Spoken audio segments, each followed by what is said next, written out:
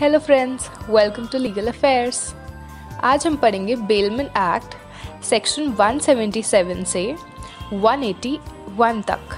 तो चलिए स्टार्ट करते हैं सेक्शन 177 से, which says defaulting pawners right to redeem. इसका मतलब है पॉनर ने उधार लिया है कुछ फिक्स टाइम पीरियड के लिए एज अ प्लेज, जो उसको वापस करना है उतने ही टाइम पीरियड में, पर वो वापस नहीं कर पाता है, तो फिर वो अपने गुड्स तभी रिडीम कर सकता है जब वो पूरा पेमेंट कर देगा उस गुड्स का, या फिर उस टाइम तक का इंटरेस्ट और एक्सपेंसेस जो भी हुए हैं वो चुका देता है, तभी वो गुड्स को रिडीम कर सकता है। और उन गुड्स को बिकने से पहले ये सब चीज़ें करनी होंगी उसे। Section 178 says pledge by mercantile agent. Mercantile agent owner का एजेंट होता है जिसके पोजेशन में गुड्स और डॉक्यूमेंट ऑफ टाइटल होते हैं ओनर के कंसेंट के साथ। In ordinary course of business में उस एजेंट ने प्लेज क्रिएट किया और pony act in a good faith. उसको ये नहीं पता था कि पॉनर जो एजेंट है, जो मर्केंटाइल एजेंट है, उसके पास प्लेज करने की अथॉरिटी नहीं है। तो इस केस में प्लेज जो मर्केंटाइल एजेंट ने किया है वो इनवैलिड हो जाएगा। अब आते हैं section 178A which says pledge by person in possession under voidable contract.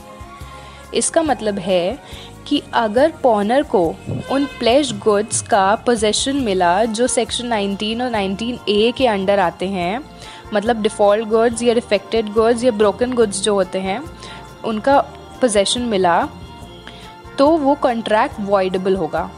पर वो कॉन्ट्रैक्ट कैंसिल नहीं किया जाएगा उस टाइम पे, क्योंकि उन गुड्स का टाइटल पॉनी के पास है और पॉनर defect of title of notice pony को बिना दिए नहीं, इन अ गुड फेथ वो कॉन्ट्रैक्ट कैंसिल नहीं कर सकता है। नोटिस दिए बिना वो कॉन्ट्रैक्ट नहीं कैंसिल कर सकता है।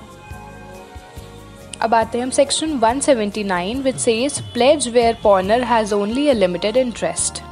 मतलब कि जो गुड्स दिए गए हैं बैंक को प्लेज करने के लिए, वो गुड्स का पूरा ओनर वो नहीं होगा। इसका मतलब कि पॉनर के प्लेज का पार्ट सिर्फ उतना ही रहेगा जितना उसका इंटरेस्ट है उन गुड्स में।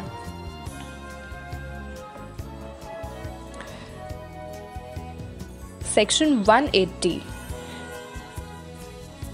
which says suit by bailor or bailey against wrongdoer। इसका मतलब है कि अगर थर्ड पार्टी कोई इंजरी या हार्म पहुंचाती है बेली को उसके पोजेस गुड्स के लिए जो बेलर ने उसे दिए हैं, तो इस केस में बेली को अथॉरिटी है उस थर्ड पार्टी के अगेंस्ट सूट फाइल करने की। जैसे ओनर करता है वैसे ही इस केस में दोनों बेलर या फिर बेली उस थर्ड पार्टी के अगेंस्ट सूट फाइल कर सकते हैं उस इंजरी और डिप्राइवेशन ऑफ यूज के लिए।